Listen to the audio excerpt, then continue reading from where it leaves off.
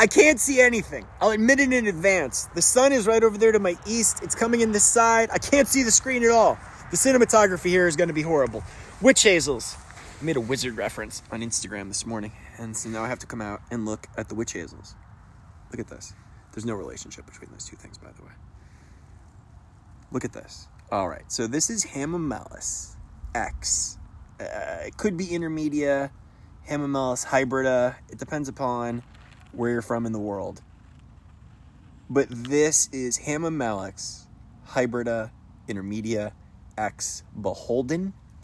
Blooms in the fall, which is pretty uncharacteristic for many Hamamelis. Most of them bloom in mid-winter, late winter, even early spring in the coldest of climates. I just wanted to show you this because it's just such a beautiful, spectacular plant.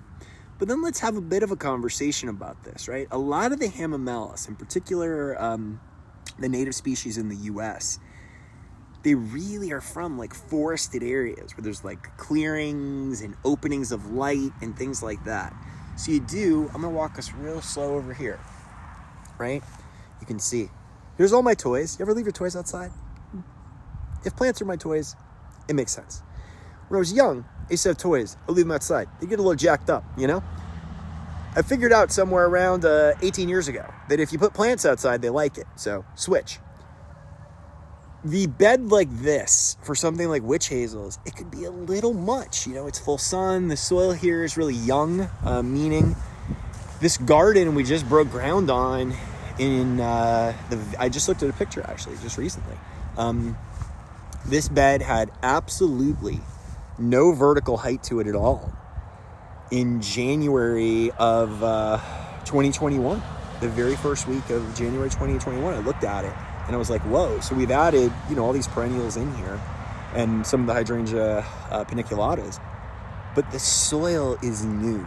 And right now, there's not a lot of organic material on the top of this yet. Now, over time, the perennials themselves are going to give that to us, right? And I'm just going to give you a quick slow over the top here. You'll see the breakdown of organic material. Kelly Norris had a nice post about this too this morning. We're just talking about when you're gardening, you are disturbing. It is a disturbing force. I mean, be careful with that word sometimes because there's people who take that with a negative connotation. But as you're in here and weeding and pruning and leaves are falling, you're also adding organic matter to the bed. So something like witch hazel, now may not be the time. They can take full sun. I actually have a witch hazel that was in full fall color in that bed. But just recently, the leaves have gone to more of a dormant state. We can go look at the buds too. And those are in full sun. But I added those witch hazels in that bed after we had started to garden in there because I knew that much about witch hazel. Again, you can try it. Maybe you inherit soil that has a decent amount of organic material in it. But just be cognizant. Learn a little bit. Do a little searching. Use really good resources. The Missouri Botanical Garden always has, Google results that are very solid and really towards the top. A lot of, nurseries have really good results, wholesale nurseries. For witch hazels, Tim Brotzman, I've mentioned before, king of witch hazels. But this is a bed I wouldn't think maybe about right now adding a witch hazel. So from a gardening perspective, right, as we look at this bed and we look at our setting, we have to sort of keep that. Oh, those Solodagos. Any Solidago experts out there? You can't mention people on YouTube, but maybe I can on Instagram. That's the thing. It's so hard for me to tell these Solodagos apart right now. I just don't have enough experience with them. So I'm really bad with the species naming of them. I think this is Solidago rigida. I'm pretty sure this is Solidago rigida. I'm gonna show everybody as close as I can here. There's the florets, obviously dried. At the seed stage, there is the foliage and form. I'm pretty sure it's Solidago rigida. I always get them all confused though. I go by this just because I think the flower is so big. Of all of them, fistulosa, which sounds dirty always. Shout out Cramps Paybot, and he doesn't. It's a good joke though, for sure. It's just one of those that floats out there like this does in the universe, and you just grab it. But look how good that is. Again, that backlight. I'm gonna get hit by a rose here. I apologize to everybody if you hear me scream in the background. So look at that light. That moment that we're all seeing on this Solidago is why I'm so intrigued by them. Now again, this is the opposite of the witch hazel conversation, right? We know Solidagos grow here. How do we know? Because we didn't plant that there.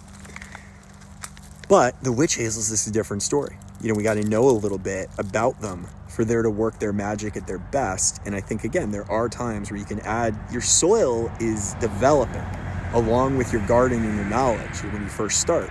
So sometimes adding plants early, you know, you can, what I don't want to see happen to you is you add these plants, they don't do well, and then you think the plant sucks.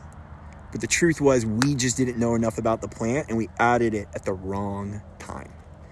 Solidago, rigida, whatever Solidago, fistulosa, crapulosa, whatever Solidago this is, I can plant this with confidence, knowing it'll do well for me if I've never gardened my entire life. I could come out here and if I can just spend a little time thinking, I would know that this plant would live here because, again, it clearly does.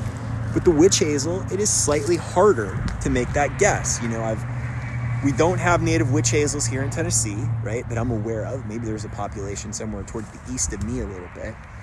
But, you know, I do know where they come from because I've seen them. I've walked those trails and hiked and done all that. You see where they like leafy organic matter. And in particular, if you're going to put them in more sun, they need even more of that. That's a real balance. We'll talk about it some other time. It gets a little technical. It gets a little boring at times. All right? Even for me. I've said it 7,000 times. Go on Instagram. Listen to the podcast. Whatever. I'm sure I've said it over there at some point. But soil quality has a lot to do with sun exposure for certain plants. The better your soil quality is for them, you know, and quality means to them, their perspective. Plants are egocentric. They just care about themselves, which is... it's a whole other conversation for another day. But these type plants, that's the challenge. That if you grow them and they don't do well for you, you might get disillusioned and maybe even disappointed with gardening. And I don't want to see that happen. So I want you to just a little bit sometimes. Just slow it down. Doesn't mean don't go out there and experiment and buy plants. But putting a witch hazel in this garden right now is much, much riskier than if we put a Solidago in this bed. And I love beholding. I mean, there's not much plants I don't like. I mean, there's a few.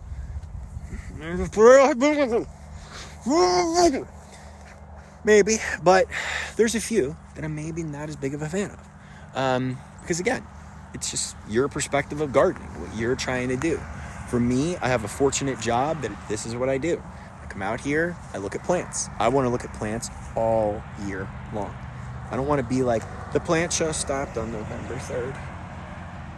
We're hoping it'll come back soon, but not till like March something. I don't want that. You know, I want to come out and always have something to look at. And, you know, you can see the areas of this bed that are weak. Let's look. Let's be real, right? This part of the bed is much weaker objectively right now. Right? I'll push it in here a little bit. Right? This area of the bed objectively is not as good right now. And again, age is going to fix all this. So don't worry, you know, just time. But this part of the bed is way better right now. It's just more interesting. Even without all of our, I can go the backlit route here and completely cheat, but I was trying not to. But if you just want, you know, more of the pretty glamour shots version of all this, there you go. Right? You can see we've just got a lot more interest in here. So that's what I want. You know, that's what I'm going for, are these moments. And I know sometimes what plants are doing that, what plants aren't. Clearly the Solidago is a plant that does that, but also just picking the right variety. I'm communicating with Sam Hoadley at the Mount Cuba Center. He's giving me some good information. I'm going to communicate with a few other people. We're going to try to find some good Solidagos that I can give you some recommendations on that I can grow here. You could maybe try to grow. I don't know. But the big thing you could also do is just look at stuff like this. And there might be some clues there. So I love my witch hazels as much as I love my Solidagos. It's not about like either or. You can have both, but when? Sometimes is the question.